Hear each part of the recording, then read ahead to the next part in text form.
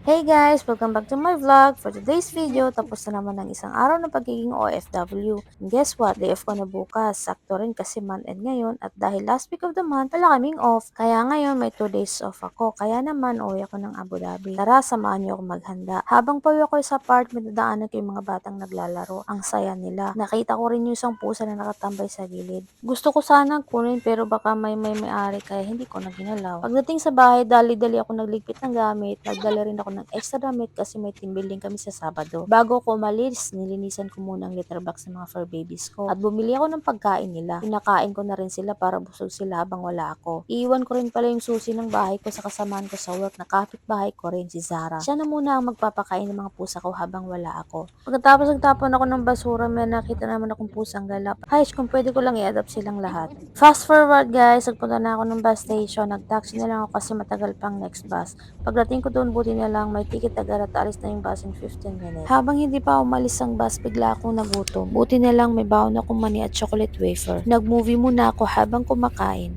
Sa labas, makikita mong mga sasakyan at mga establishmento, mga ilaw na nagbibigay buhay sa mga daan. Pero habang papalayo ay puro dilim ng tanaw sa paligid. Fast forward, nakarating na ako sa Abu Dhabi bus station, sumakay agad ako ng taxi. Safe and sound na akong nakauwi. Hanggang dito na lang vlog for today. Thanks for watching. Bye!